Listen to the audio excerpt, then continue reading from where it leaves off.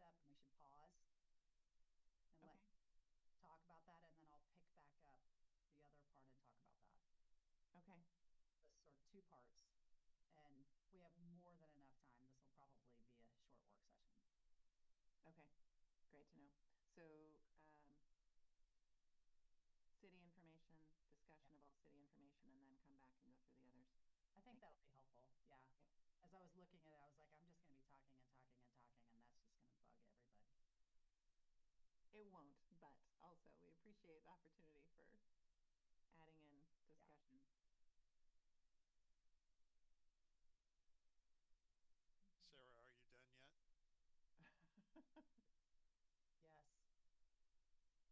are you done yet? Yes. I'm not as good as Catherine, so you'll be like, oh my God, should have had Catherine do it.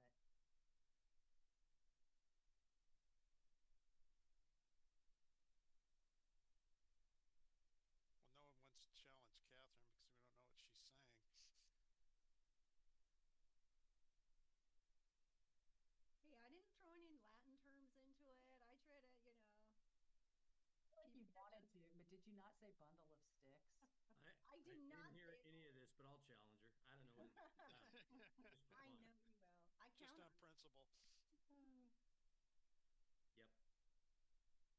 No, I always appreciate your insight, Catherine. All seriousness.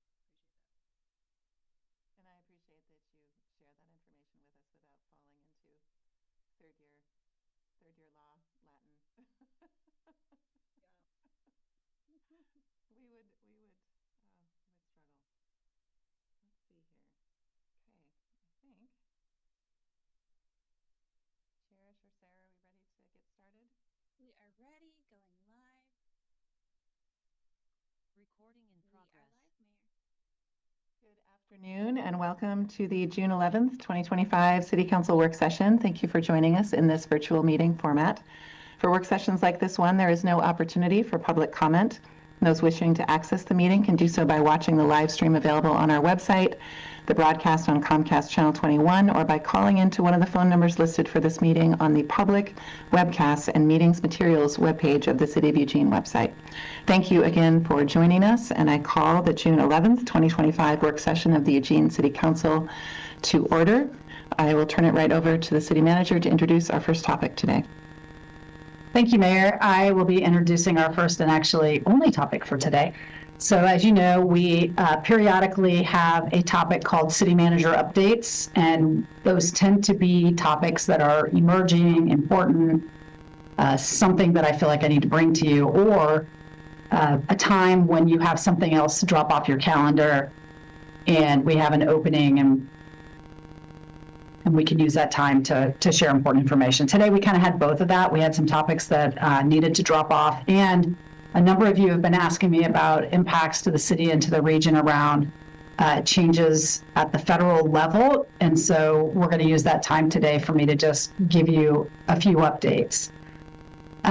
So you've been asking me about this literally since I think late January, and I've kept saying we're monitoring. And so we're 5 months in now. We have more direct info to share about known impacts, but we are in a regularly and rapidly changing environment. I was thinking about if I used a water metaphor, there's some things that are happening that are like a rock falling into the pond and you can see it and everybody knows about it. And then there's other things that are kind of bubbling up, creating uncertainty. And hopefully today we'll do a little bit of a mix of both of those.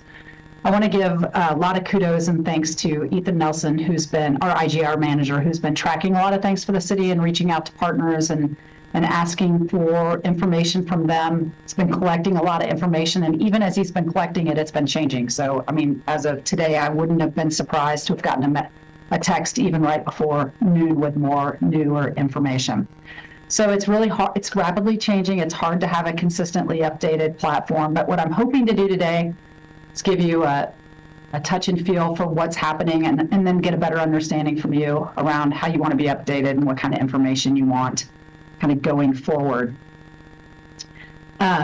So the other thing I want to talk about is when we're gathering information either from our staff or from our partners, there's things that we know that are certain, things that are, funds that have been held or funds that have been frozen or grant requirements that are in our hand we can read. And those are the things I'm going to try to focus most of my time on, the known, because there's a whole lot of like, well, if this happens, if this budget passes, I'll mention a couple of those, but I don't, we try to, similar to how we managed through COVID, we tried not to overreact any step of the way and really wait until it was more clear what impacts were to the city before we responded. So we're planning, but I just don't want to spend a lot of time on the what ifs. So I am going to start with the City of Eugene. We'll talk about that, and then we'll pause, and I'll come back and talk a little bit about Lane County, Lane Community College, and U of O primarily. I have a little bit, and we'll just see where that takes us. So again, I've talked with some of you about this before, but I want to. So some of this may be a little bit repetitive, but on the good news front, city governments, local governments, City of Eugene, most of our regular operations are not funded with federal dollars. Most of them are locally generated revenues. So we're not, if you think about the pie, the part of our pie that is really impacted is actually more around infrastructure and projects, housing, those kinds of things, but it's not like, our operations like fire department, police department. There may be elements inside of that are funded, but we're in a far better position than some. So we have a lot of funding. We have grants and funding streams. So within that, within the things that are federally funded, there's just a lot to share. Within the things that are federally funded, we have some things that are grants that we've already received, things that have already been awarded and projects are underway and we're receiving those funds. And some of those are changing. We have some of the things that have been awarded to us, but we haven't signed or drawn funds yet.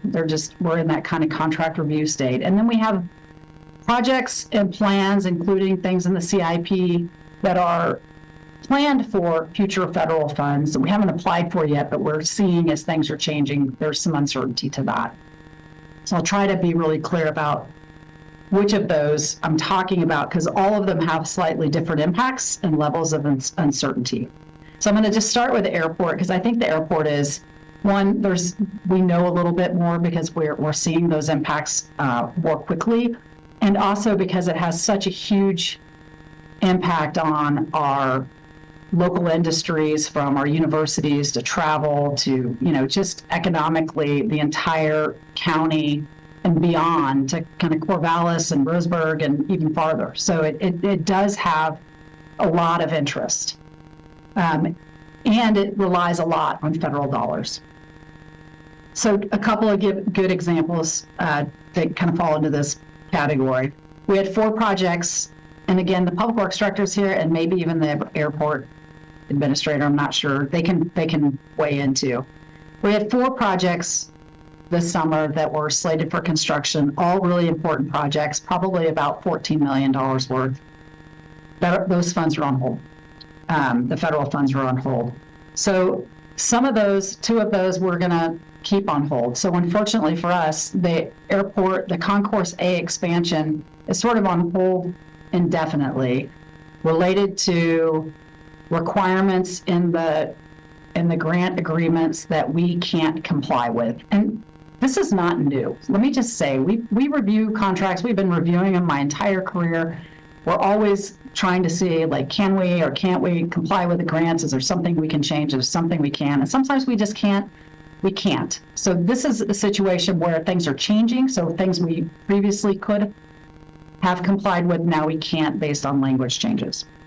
So from a local impact standpoint, those 4 projects would be on hold, except 2 of them we think are actually urgent and critical enough that we're shifting the funding to local airport revenues. So those are revenues that the airport creates.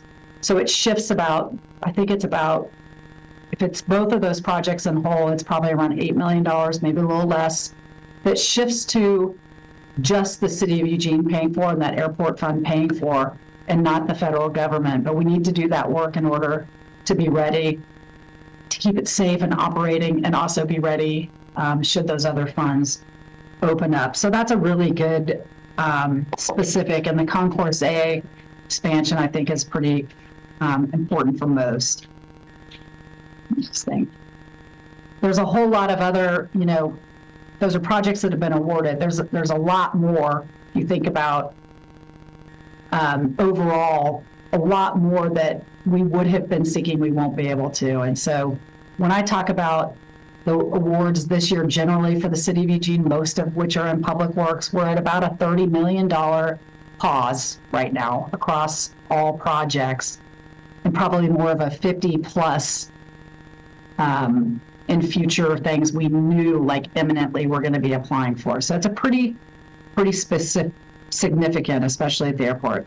Another good example of the kinds of things we're seeing are the Amazon Creek restoration, much smaller project, but this is a project that is where it's actually funded by FEMA, and we received the funds through the state to do the project. We're midway, project's not complete.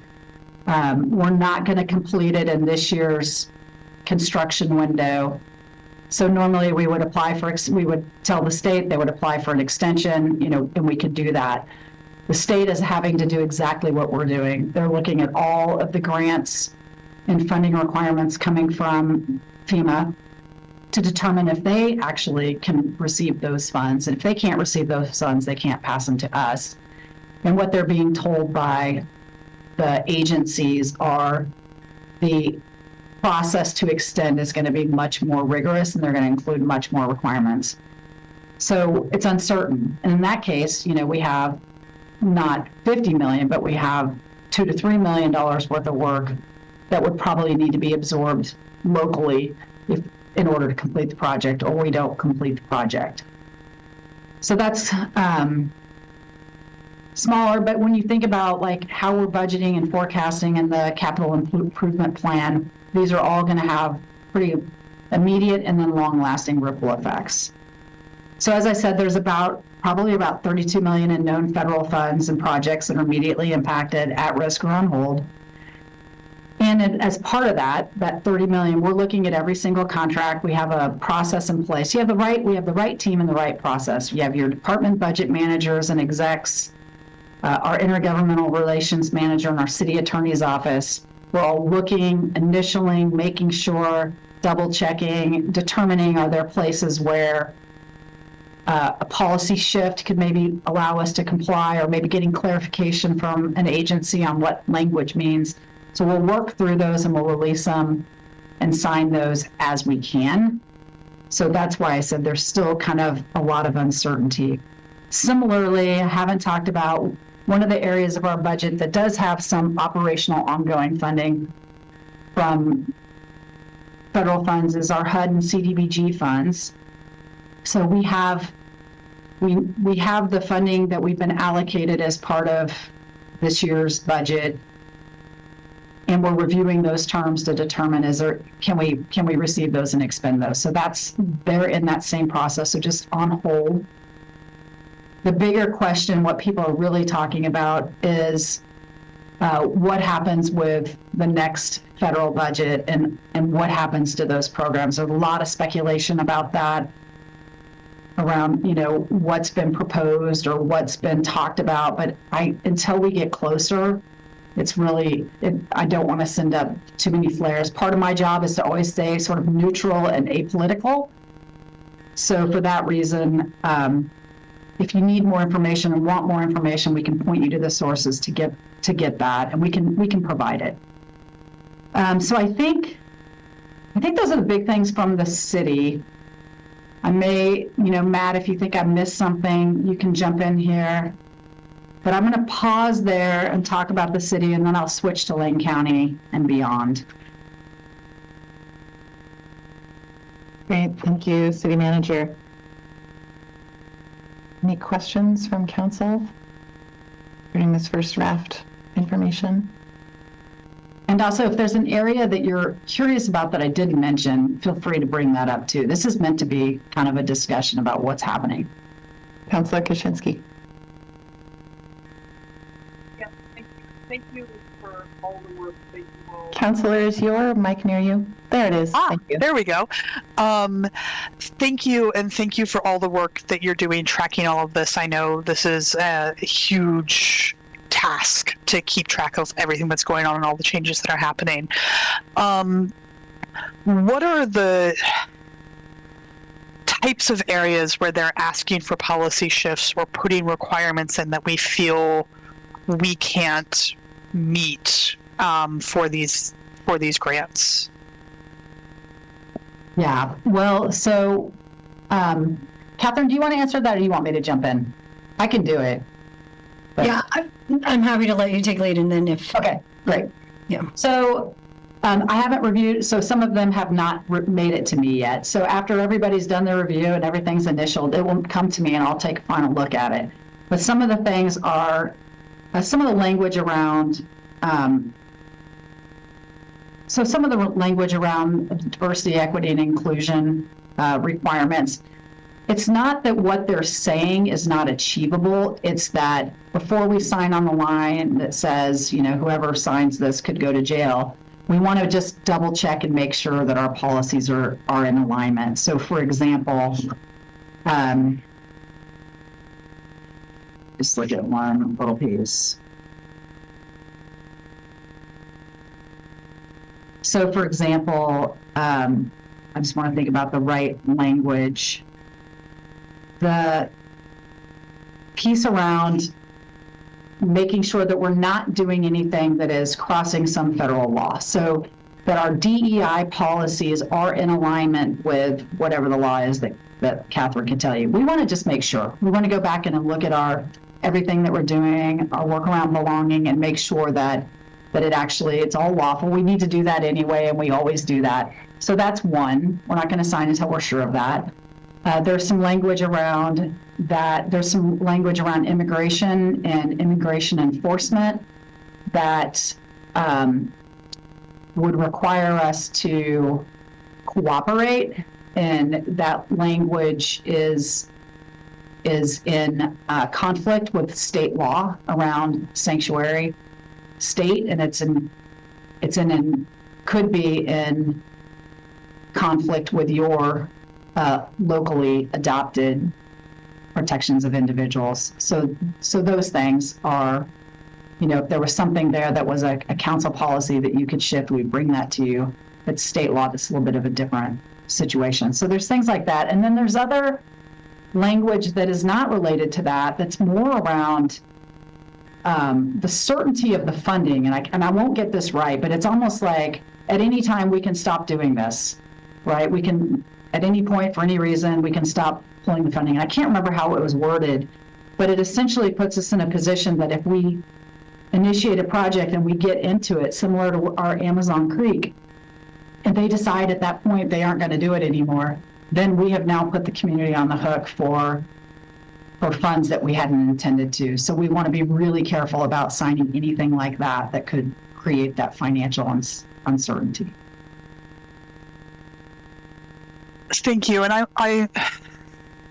I may not sort of phrase this correctly, but I want to kind of put this out there. I know that our community and a lot of members of our community have certain values, particularly surrounding inclusion, particularly surrounding the way we treat members of various communities, that the current administration in Washington has been fairly hostile to. My understanding is that when we're talking about complying with federal law when it comes to diversity, equity, inclusion, that's some of the existing long-standing laws that say we're not going to discriminate based on race or gender, for example, as opposed to laws that say we're only going to recognize two biological sexes, two biological genders, those sorts of things. Are we seeing any of that conflict surrounding some of those values, where there are things coming out of the federal government saying, you know, we're going to not recognize people who are non-binary? And if those kinds of things start coming out that are a little bit less clear than hey, we're not going to discriminate, we would have a policy discussion before we started changing those sort of things. Is that correct? I see that Catherine unmuted herself, so I'm. Yes, what you're identifying is correct. What we've seen so far around the DEI language in the grant agreements is specific to your policies, programs, and such do not violate federal anti-discrimination laws. So any analysis we're doing, like Sarah said, we do to ensure that our programs are in alignment, but it is about, so Title VII, the federal law of Title VII of anti-discrimination, that's what we're doing the analysis about. We haven't seen something that would run in conflict with generally, like you have resolutions about belonging and recognition of, we haven't seen anything like that yet. But as Sarah mentioned, it's fluid, but we haven't seen it, a mention of that so far, that it would run in conflict. It's all connected to federal anti-discrimination law. And longstanding, pre-existing, not executive order that came out 5 minutes ago. Absolutely. And but longstanding and within the context, as all of our laws are, within the context of case law. So you do have more recent case law out of the U.S. Supreme Court, back 2 years now regarding the affirmative action decision that came out, which they more closely defined what it means to have something violate a federal anti-discrimination. So yes, the longstanding federal laws, but also within the context of case law, as it always is, but no, not based on an executive order. An executive order is direction to federal agencies. It's not law that applies directly to a local jurisdiction such as ours. However, we are also paying very close attention to grant agreements that cross-reference executive orders. So we're checking all of those too. Yeah, and then the language that I was struggling with earlier around changing priorities. So here's an example language. Funding can be terminated and if an award no longer effectuates the program goals or agency priorities. That's pretty vague. Like those are the ones where, as I've said to folks, would I put my own personal savings at risk? And if I wouldn't be willing to do that, we probably shouldn't be willing to put the cities at risk, right? Because it's so unclear and vague. So that's where we just need to get more clarity and time. Okay. And then on a sort of different track, are we seeing impacts or requests in areas outside of funding that are being challenging in some way or another? I'm not quite sure how to ask that, but I know a lot of the focus has been on the funding impacts. Are we seeing other impacts or other requests that are challenging? I haven't seen that.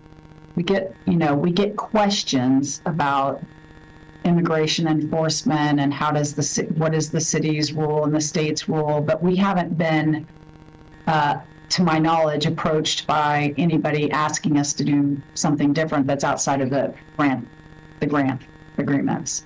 Okay, thank you so much, and again, thank you to everyone who is tracking this and doing the work on it. I know it's very, very difficult right now. Thanks. Other questions from council? I have a few, just two quick clarifying questions, City Manager. One of them is you'd mentioned near the top there was $14 million in federal funds on hold for 4 projects, and I thought you were describing Concourse A expansion as one, Amazon Creek as another. What were the other 2?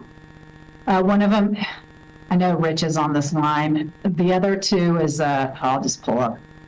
Rich, if you get it, and you're right here. One of them is a drainage project. So, one second. Yeah, I can help out, Sarah. Well, good afternoon, Mayor and councilors. There are 4 projects associated with the airport.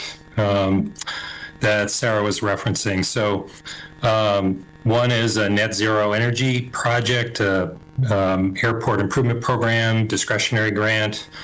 There's a grant associated with drainage project for the 34R runway at the airport. There's the Concourse A expansion project, and then the Concourse A asphalt apron. So that is the asphalt work that's, surrounding Concourse A. So we are moving forward this summer with Concourse A asphalt apron work, as well as the 34R runway drainage project. Those we felt were urgent, needed to be done, to address safety and operational issues at the airport. And so we're using, our airport revenue dollars to support those projects moving forward. The other two are on hold, just pending, further analysis of the grant language. And so we're not able to move forward with those, unfortunately. And I'll just say it's been a stressful and disappointing time for our airport staff that have been working for a long time to advance these projects. So, we're doing the best we can. Thank you. Very much appreciate that update. And thanks to all of those team members for a lot of good work that's gone into those important improvements.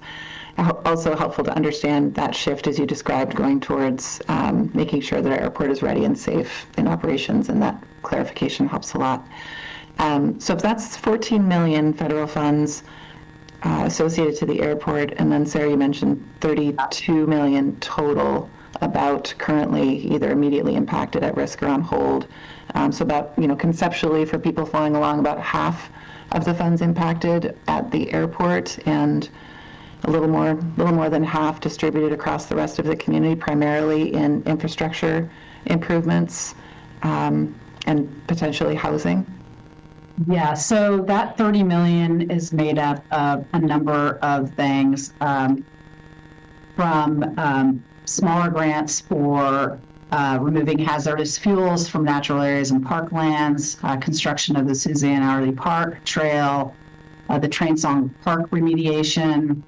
These are all funds we know we're reviewing to make sure we can. Some other USDA fuels. Yeah, some acquisition dollars, Amazon Creek, the runways. Yeah, that's most of it. So those are all in, but the 50 million is a whole lot of things that are related to the airport, transportation projects, other funding sources that we just know are likely to be impacted. Thank you. I appreciate that clarification. Sarah, if I might just mind that, what kind of puts it in that category is if we're expecting another agreement needing to be signed, that a project is at that point where it hasn't yet signed a funding agreement, or it might be moving into another phase where it would need to have a funding agreement. So that right now is kind of where the awkwardness for some of our projects lies. Thank you. A lot of people have questions about those kinds of details, and that's helpful. Also, the reminder of many phases to some of these projects. Any other questions from council, clarifying or otherwise, before we head into a little bit more information about our partner jurisdictions? Okay, Councilor Evans.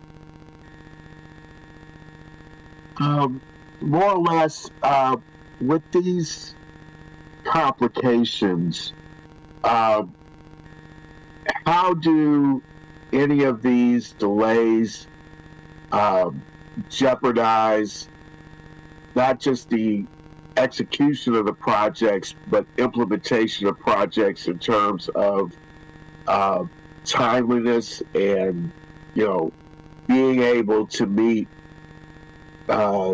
certain other federal standards that we may not be able to meet because these projects are on hold or delayed. Funds are delayed. I'm not being very elegant in the question. No, I know what you're saying. It's like, you understand where I'm coming from on that?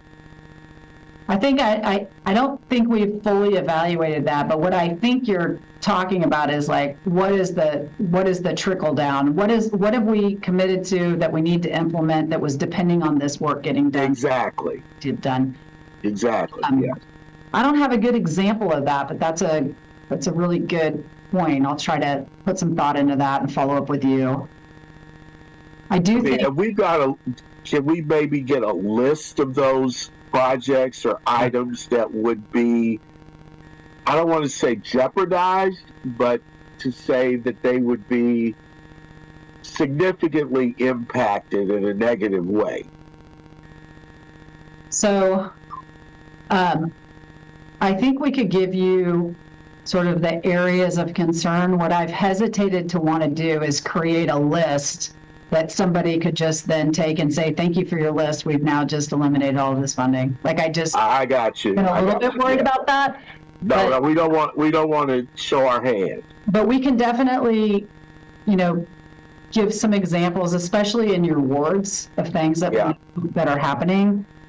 And the other, thank you also for just the whole trickle down thing that I forgot to mention, and that I think is really important, is that so many of these projects are funding local businesses. Like you think about the companies in town that are doing road construction and airport construction and Amazon Creek construction. All of those folks are also now paused.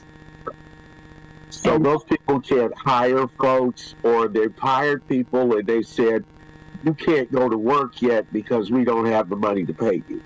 Yes, that could be happening for sure.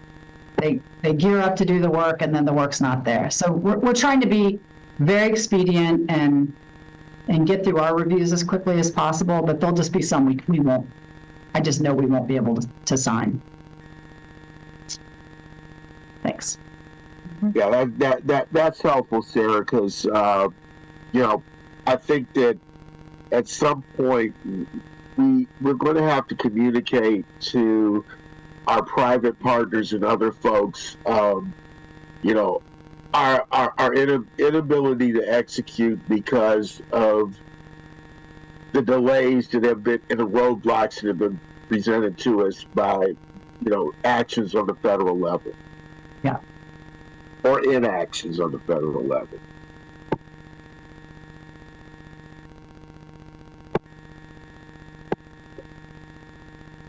All right. You wishing no other questions? Yes. Ready for part two.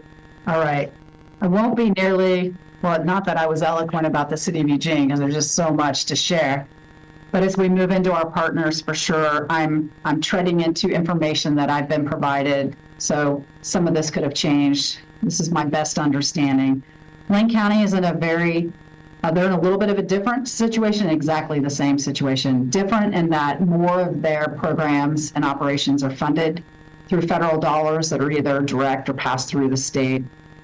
And also exactly in the same because they have the same, grants that are being frozen and paused and language they're having to review. So they're going through a lot of the same process. From a grant standpoint, I'll just share that there's, I gave us our 30 million. The ones that have been brought to my attention that are on hold and mostly at risk immediately. They were awarded a EPA grant that they partnered with United Way on to create these community resilience centers. It was about a $20 million grant that was awarded. People were staffing up. United Way was about to hire their folks, had interviews, I think, scheduled, and that we're told that funding went away. And so I think Lane County is challenging that and working on that, but that's a pretty significant one. And there was only one of the resilience hubs that was in Eugene, but it was in Bethel. The others were in other areas of the county, but a pretty important project. They have some FEMA resiliency funds that were frozen. Their Mapleton water storage tank, which is about a $3 million project, it's on hold. The countywide transportation investment, about $5 million on hold. And then a hazard mitigation grant program, which is at risk right now. It's about $23 million that I think is around wildland kind of hazards.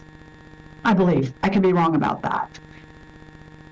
let me just make sure I'm getting this right. Then when you start thinking about operationally, a large part of their public health function is federally funded.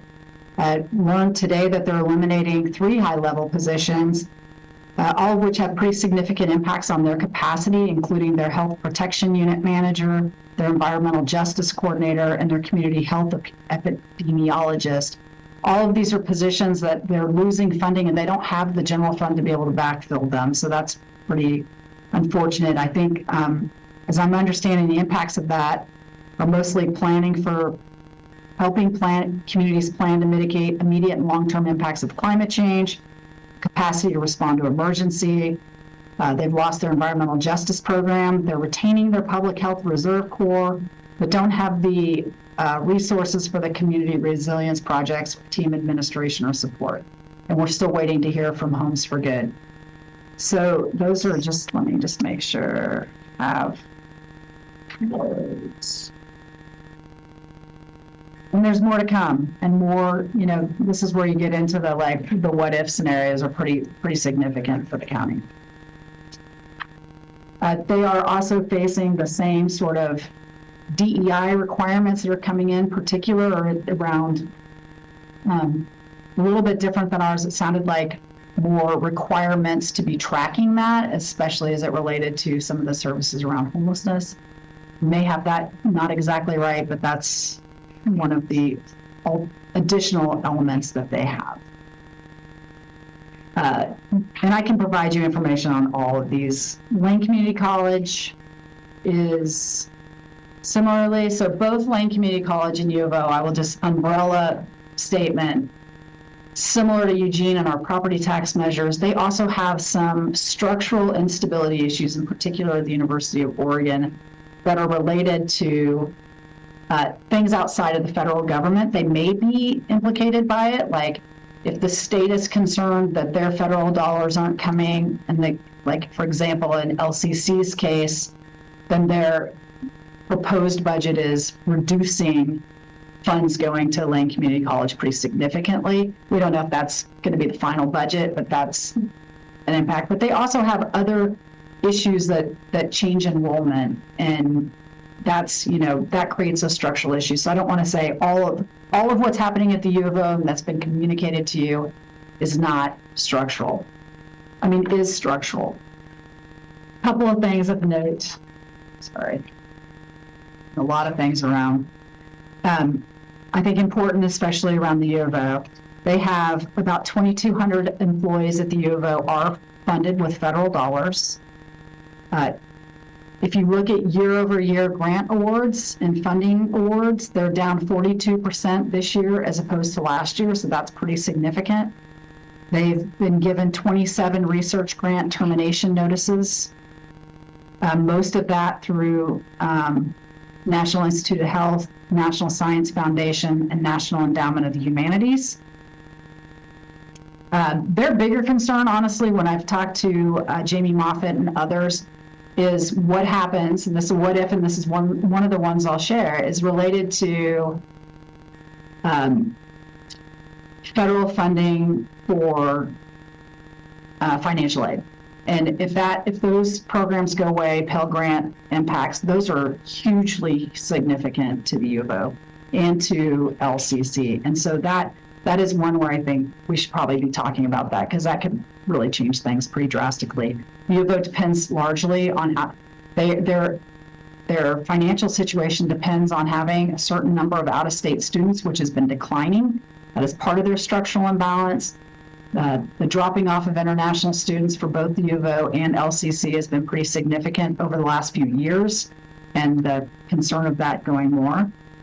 And then interestingly, the U of O is also being impacted, and I'm not sure, I don't have information from LCC, but U of O in particular around tariffs related to scientific instrumentation. So I think they had some unexpected 10% increases that have cost them, and it's probably close to $1 million that they're imagining is going to happen based on that. Stop with that. And then there was something about LCC I wanted to make sure. So LCC, again, a lot of those what ifs, but in terms of direct immediate, we know they did it. They lost out on a 1.6 million, so they had been awarded and lost in the budget 1.6 million community initiative project grant, which was championed by Ron Wyden and Jeff Merkley, that supported their new industry and trade education center. So it was going to equip the classrooms and labs with state-of-the-art tools. They lost that, so I don't know how they're going to refund that, or if they're just pausing that. 3 areas that are probably notably at risk are the Small Business Development Center network that is done out of Lane Community College, which supports a lot of small businesses, which is kind of our main economic backbone. KLCC, based on some of the changes in funding to NPR and PBS and just sort of those mandates, they're estimating they're going to lose about $600,000. So that's our KLCC public radio. Pretty significant. I don't know how they'll come back from that. And then their senior companion program of Lane County has lost about $200,000. Or their loss of federal funding has created that gap. So that's, these are things that are not directly related to classroom, but it's ways in which LCC supports the overall community and impacts. Yeah. So a lot of things, way too much for me to be knowledgeable about. And, I don't know, to what extent you want to continue to get updates and hear what level of information, how much about the partners. There's, of course, also impacts to 4J, Bethel, and others, and where you want to start and stop. So I'll pause there and see what questions you might have. Sarah, real quick question. I don't want to add to your pile of work that you've got in front of you, but could we get, I don't know, maybe a weekly or a bi-weekly update as to what is happening on the federal level that is impacting us locally? That way we can, as a council, can track these activities, and respond accordingly. I mean, there may be some points there where we have to engage with, Congresswoman Hoyle or Senator Wyden or Senator Merkley's staff to strategize on, how we can mitigate some of the impacts of these actions at the administration level. Let me think about what kind of information we could coordinate and provide. Yeah. I mean, nothing deep in detail, but just kind of an overview. Yeah, it's not the time it takes to give you the high level piece. It's how much time it takes to reach out to those partners and get the information from them. I mean, we would literally, it's all Ethan would be able to do if we said, yeah, we're going to do this every week. So, but he does have a really good handle on where some of these resources are, and we could probably figure out here's a link to the 5 places you can see what's happening at different. So let me just think about that. That would be good. Yeah. Yeah. And we also have, lobbyists at the state and federal level. So we'll come back with something for you. Okay. That's appreciated. There are questions from council? Councilor Groves. Thank you, Mayor. Speaking for myself, City Manager, I have confidence in you to let us know when there's something substantive that we need to understand and learn about. I'm not speaking for the rest of the council, of course, but I think you do a pretty good job of keeping us informed, and I think you have a good judge of what we need to know to operate and what we need to know in order to plan for the future. Thank you. Appreciate that. Any other questions from council?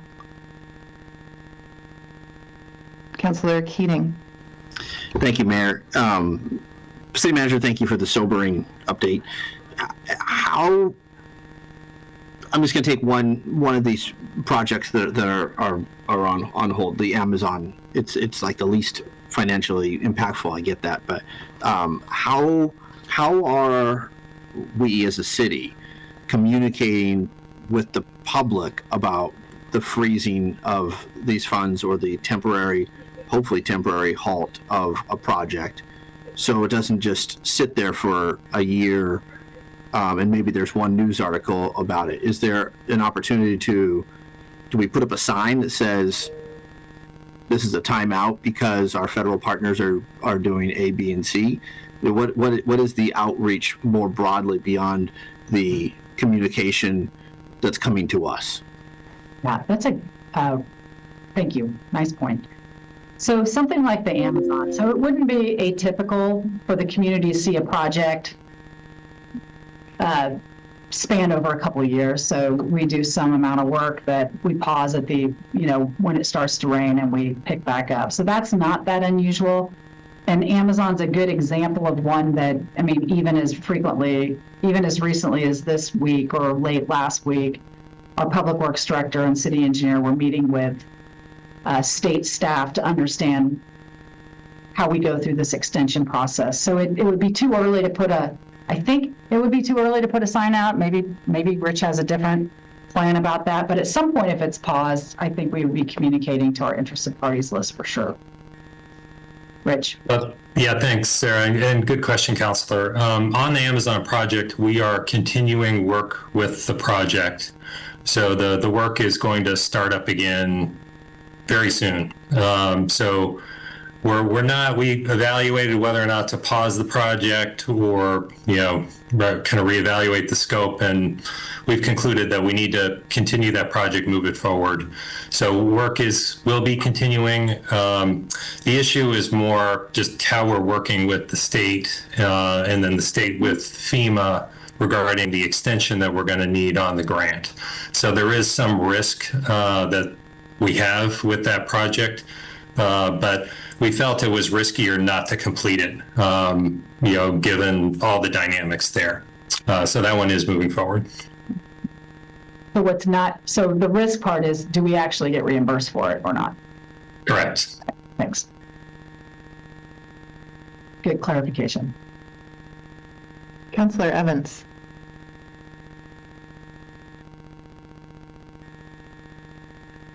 I was reading Chief Skinner's update last night about the potential for some demonstrations around, the issues with deportation, and also I wanted to know if we have. I know that we are not going to stop doing business with Avelo Airlines. That's a contract situation, and there's, nothing much that we can do about that at this point anyway. But do we, are we, I'm sure that Chief Skinner has put together a plan for whatever is going to be short-term or long-term disruptions in terms of activity on the streets that are protesting what is going on with deportation and everything else. So I'm not sure what my question is, except that, I think that we are prepared for some adverse activity in the community. And, do we have other plans to respond to some of the things that are potentially that activity going to be happening out there? Yeah, so I will be honest, I'm pretty nervous about the weekend. Maybe because, we've been through something like this before. And, I think we have good relationships with most of the groups that have been doing protests and marches. And we have plans in place and staffing in place for the things we know about. The bigger concern are, what are the things, associated activities that happen that we don't know about, or who could potentially come here or not come here. So we're planning for that. I'm nervous about it. And well, it seems like the chief has a handle on the bad actors that are identified that we know of. We just don't know who's going to come into town who have nefarious intentions to create all kinds of havoc and other activities. Yeah, definitely. We've been caught off guard before. We won't be caught off guard here. We know what's happening. We can see what's happening south of here. So we're planning for it. We'll be ready for it. But if any of you have contact with organizers, they reach out to you or the mayor, to the extent you can also encourage people that, protesting lawfully and safely is encouraged and supported. We hope it stays that way.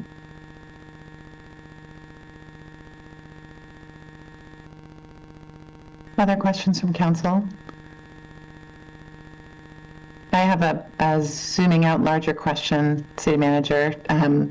So looking ahead, and I very much appreciate the description of the impacts to our partner jurisdictions and many of the different touch points in our community that individuals and families and kids here rely on. And I'm curious, looking into that future, that, your framing of this update today around what we know and the impacts that we can already see specifically through documents and information we have is very helpful. It sounds like the potentially, especially for our county partners, that there could be some really significant questions in terms of access to public health and emergency services that are a component of the of coming weeks and months of work, I guess, at our federal level. How, given the scale of impacts that have been described in the media, and translating those locally with our partners, how can we coordinate or understand what that's going to look like, and how can we effectively communicate that to a public that doesn't necessarily engage with our community through jurisdictions, but is living a life here and seeking the support of public services? And it'll be, I think, very confusing when certain things are accessible and certain things are not. Yeah. Well, I think it's a good question.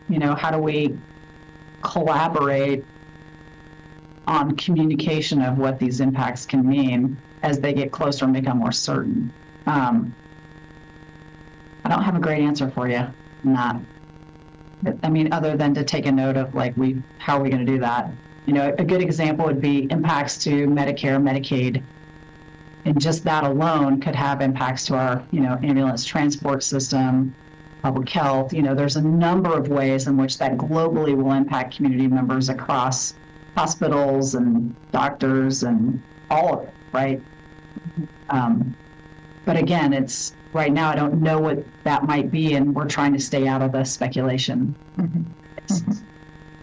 That's helpful. I think staying out of the speculation is a healthy place for these conversations, and it's an important component of our communication to the public also, that we're speaking to the things that we know about. And as we understand impacts into the future, there will be, we'll carry a different kind of responsibility, I think, to explain, what is happening, and doing that with our partners. That responsibility certainly doesn't reside only with this body. Thank you. Thank you for that clarification. Councilor Yeh. Yeah, thank you. So I don't have a question, but I did just want to say I really appreciate the way, Sarah, you and staff have been dealing and talking about these issues. Not creating a bunch of fear, but just being very, these are the facts as we know them. We're not going to, I appreciate not speculating as well, and just saying that we will keep everyone informed as best we can as soon as we know. But yeah, so I just want to say, I think the way you guys have chose to handle it is is a very good choice. I also want to back up that I think an important role that the city should take on is trying to get information out to the public. I think we're uniquely in a good position that, we're close to people. They see us, they know who we are, and being able to find ways to invest in that communication that might be harder for other groups to do here locally, I think would be worth it and would be something folks would value. I know that money is tight and that's not necessarily going to be easy for us to do, but I think maybe we can find creative ways to get information out once we are certain about things that might affect large groups of people. So I hope we'll keep that in mind as we go forward.